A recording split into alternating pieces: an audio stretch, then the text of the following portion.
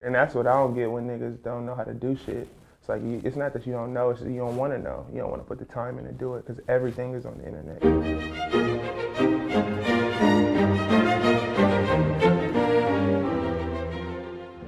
Yeah, so he wasn't like a Black Panther, but he was affiliated with the party for sure. What's crazy to me is how like if you don't really, but it's just ignorance. But if you don't really understand it, you got this tainted view of what it is, which what a lot of people have, you know, who really didn't study it or are not from where I'm from. But it's like when you understand, like it was protection for the people. It was them in a community giving back. They did free lunches. You know what I'm saying? They were teaching classes about economics. Bobby Seale, you know, Huey P. Newton. All those people were just like for the people and for protecting the people. When you wrap your mind around what that was in a time where racism was more open and more prevalent, and you know it was nutty. It's like you have to respect it, but I think like that image is tainted with propaganda and how it ended with drugs and all that kind of shit. But like when you really understand it at the core for what it was, you gotta respect it. My pops really he really fucked with like Malcolm X, anything that was pro-black and being for the people he was about. So I think that's really like one of the main things he instilled in me was being conscious of who I am in the society as like a black man and how I move, but also like being for the people. You know what I'm saying? Because it's like we all we got for real, and you got certain people with a lot of shit who are leeching off the people and not wanting to help the people, and it's like so yeah. It started off as my boy Mike Williams came up with it. He's hella funny.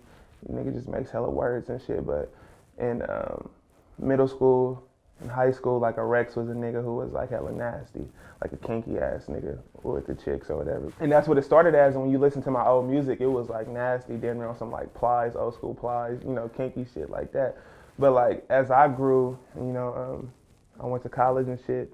Like the brand grew. Well, not only wouldn't say the brand, but I grew. I kept that rap name, and it's like I didn't want to be pigeonholed in that. Like I was more than that. I was bigger than that, and I wanted to make it something that was accessible to everybody. And so it just kind of turned into it's now like a collective of hella creatives. Don't pigeonhole yourself. Don't put yourself into a box. That's what I feel like a lot of people do. Whether it be with music, you feel like you got to rap like this, or you got to you know, rap on these kind of beats, do trap music, whoop-de-whoop, or if you wearing these kind of clothes, you know, this is trendy, this is cool. Like, people just put themselves in the boxes because it's comfortable and it's like you'll be accepted that way.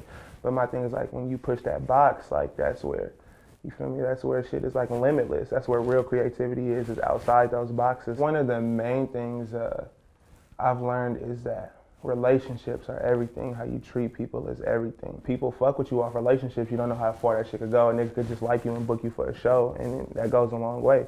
And it's like even more crazy to me because I know people who are actually very famous, very lit, have a lot of money, and they're the most humble and grounded people, and they treat you like, even if you're a nobody, they treat you like a somebody, and people remember that.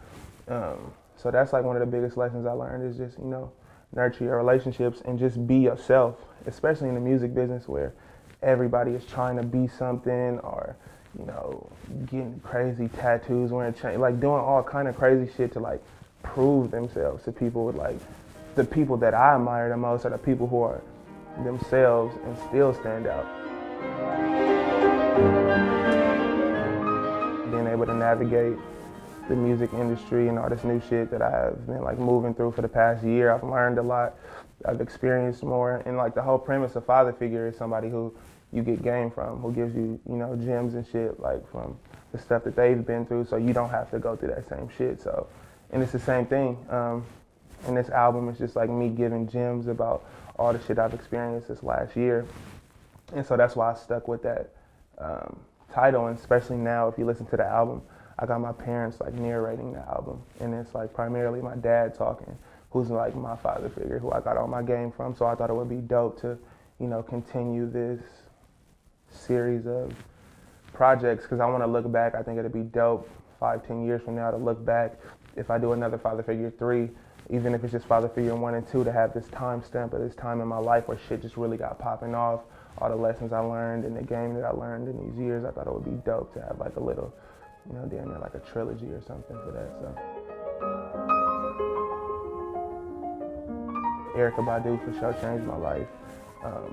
D'Angelo, Jill Scott, like Flourish, that whole kind of shit. I like smooth shit like Sade. I like that kind of shit. I like, but like on the rap side, I like any rapper who's able to be melodic when he raps. Um, so I like, you know, one of my favorite artists of all time is Kid Cudi. Cudi to me is just like insane, dude. Like I remember Man on the Moon 1 damn near changed like how I look at music for real because he was so vulnerable, he was so real. And what's crazy about him is people call him a rapper, but he don't. He's like on some alternative crazy shit, and you can see it now, like how he's changed the game. But shit like that, like Andre 3K was hella influential. I really liked Mace Harlem World. That was one of my favorite albums of all time. Recently, I've been slapping hella Far Side, like going back and slapping Far Side, which is nuts. Like, and I went through a little the Roots wormhole last night, which was kind of crazy. Black Thought, that nigga has bars, and this is like, bro, he's hard as fuck. So I kind of been in this old school kind of like wormhole, listening to like the real MCs and trying to like, you know, learn more from them because you know they're hard as fuck. And it's like, when you say SoundCloud rap, like people say that a lot, but what really is that? And not even like to be on no hater shit, but like how I look at music is, the music I like is the shit I see authenticity in, the shit that I think is real. Because that's what I came from. Like when we was growing up, like I like the shit where a nigga was telling me about his real life and you viewed it as authentic, but now it's like you don't really know what's real anymore. I was telling somebody the other day, like I remember growing up, and when I saw niggas with face tats and shit, like I was ooped, because it meant something back then. Like if a nigga was tatted all on his neck and his face, like he damn near did some shit, you feel me? But now it'd be 15-year-olds with the face tats, and like, what is that? But like, you know, if that's what you like, bro, and it helps you get through your day and it makes your life more better, easier to get through, who am I to tell you that that shit is weak? Definitely Pornhub. Fucking with you. Big Pornhub.